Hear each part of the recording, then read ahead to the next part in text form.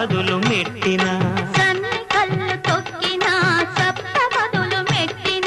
మనసు మనసు కలపడమే మంత్రం పరమార్థం శ్రీరస్తు శుభమస్తు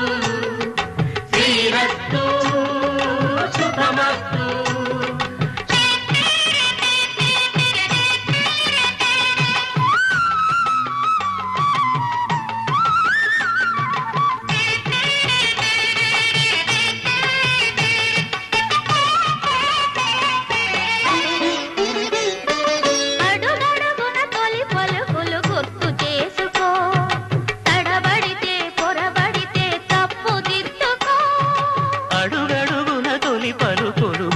చేసుకో